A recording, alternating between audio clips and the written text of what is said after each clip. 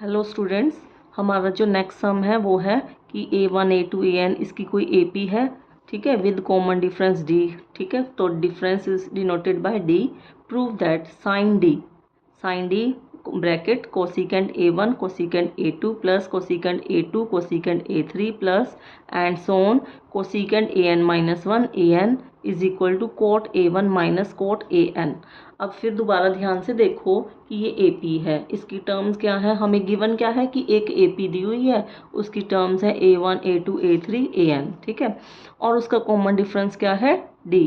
तो प्रूव क्या करना है, साइन d मल्टीप्लाइड ब्रैकेट में सबके साथ मल्टीप्लाइड है cosecant a1 cosecant a2 plus इस सारी term plus cosecant an minus 1 an is equal to cot a1 minus cot an। ये मैं स्टेटमेंट बार बार क्यों बोल रही हूँ, वो इसलिए बोल रही हूँ कि पहले हम ध्यान से देखें कि इतनी बड़ी जो ये है, मतलब ये सीक्वेंस है जो है स्टेटमेंट है, इसको सॉल्व करना, छोटी सी बना देना coat a1 minus cot an, यानी कि कोट a1 रह जाए और कोट an रह जाए, बाकी सब क्या हो जाए, ख़त्म। तो अब इस वो सेम है कि इसमें भी क्या करेंगे हम कि भी मतलब प्लस से क्या आ जाए, माइनस की फॉर्म में बने, तो हमारी ये प्रॉब्लम है हमारी सॉल्व हो जाएगी। ठीक है, तो हम इसको लिखेंगे सॉल्यूशन साइन डी एक बार ऐसे ही रखा, तो हमने कोसिकेंट a1 को लिखा हमने 1 by sine a1 minus 1 by sign a2, या ऐसे नहीं, अभी आपको नहीं इसी तरह से नहीं भी पता चलेगा तो छोड़ो, एक बार इसको ऐसे लिखो साइन d।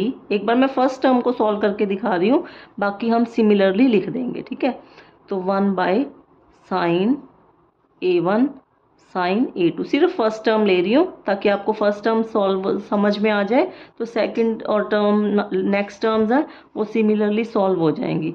अब इसको हम लिख सकते हैं sign d 1 by cosecant a1 क्या होता है 1 बाय साइन a1, और cosecant a2 1 by sign a2 इकट्ठा लिख लिया हमने। तो इसको अगर सॉल्व करें तो ये मल्टीप्लाई हो जाएगा, तो ये बन जाएगा हमारा साइन d अपॉन में साइन a1 साइन a2। अब d क्या है हमारा, यहाँ पे हमें डिफरेंस तो क्या दिया हुआ, AP दी हुई है, तो a2 माइनस a1, तो साइन d को लिख सकते हैं हम साइन a2 माइनस a1। ठीक है, तो यहाँ पे हम लिखेंगे साइन a2 माइनस a1, क्योंकि साइन d अपॉन में साइन a1 a2 सिर्फ फर्स्ट टर्म लिखी है मैंने, अपॉन में sine a1 sine a2।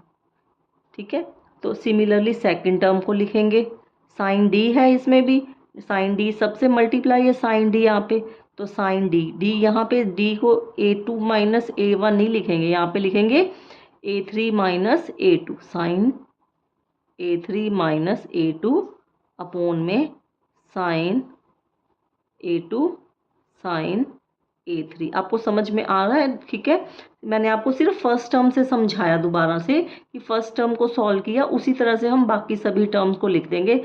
Sine d 1 by cosecant a1 cosecant a को लिखा 1 by sine a1 sine a2, sine d को मल्टीप्लाई किया, साइन d की जगह मैंने क्या लिख दिया, साइन तो सेम है, d की जगह लिखा a2 माइनस a1 अपॉन में साइन a1 a2। इसी तरह से यहाँ पे किया, ये बन जाएगा sine a2 second term sine a2 sine a3, फिर साइन d ऊपर मल्टीप्लाई होगा तो sine a3 minus a2।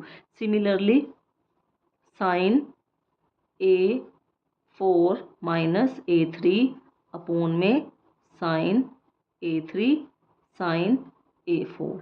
Similarly हम ऐसे सब टर्म को लिख लेंगे, आपको समझ में आ ही गया होगा। तो लास्ट टर्म लिख रहे हैं हम साइन an माइनस, यहाँ से देख लिया करो बड़ी आगे है छोटी पीछे है, तो साइन an माइनस 1 अपॉन में sine an minus 1 an। Clear? तो अब नेक्स्ट, अब साइन a माइनस बी का फॉर्मूला क्या होता है, आपने किया हुआ है, साइन a माइनस बी का फॉर्मूला इज इक्वल टू, यहाँ पे साइन a माइनस बी है ना, तो sine a cos b minus cos a sine b. अब वो फॉर्मूला हम यहाँ सब जगह लगा देंगे। तो पहली टर्म को सॉल्व कर रहे हैं तो क्या लिखेंगे हम, sine A2 cos A1 minus cos A2 sine A1 upon में साइन A1 साइन A2। ये सिर्फ मैं एक टर्म सॉल्व करके दिखा रही हूँ। सिमिलरली लास्ट बाकी सब टर्म्स लिखेंगे, लास्ट में भी ऐसे हो जाएगा, sine AN cos AN minus 1 minus cos AN sine AN minus 1 upon में साइन AN माइनस 1 और AN साइन AN। यहाँ पे सॉरी, यहाँ साइन रह गया मेरा तो यहाँ लिख दिया मैंने, ठीक है। तो नाउ अब इसको सॉल्व किया हमने, जब फर्स्ट टर्म ओनली सॉल्व कर रहे हैं सिमिलरली हम बाकी को लिख लेंगे।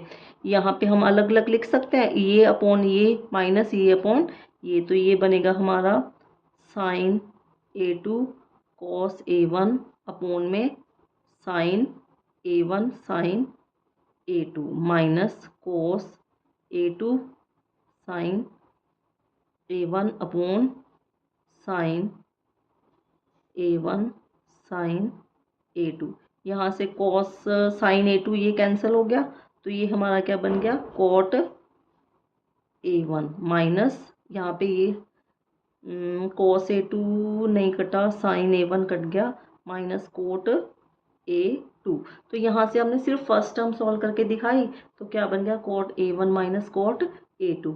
सिमिलरली हम बाकी टर्म्स लिख लेते हैं, cot A2 minus cot A3 plus cot A3 minus cot A4 and so on plus cot AN minus 1 minus cot AN। तो यहाँ पे देखा कोट A2 इससे कट गया, कोट A3 इससे, इसी तरह ये कट जाएंगे और AN माइनस 1 भी कट जाएगा। तो ये हमारे पास फर्स्ट टर्म बच गई है और लास्ट टर्म बच गई है। This is equal to cot A1 minus cot AN। So हमारा आंसर है जो सॉल्व हो गया। This is our solution.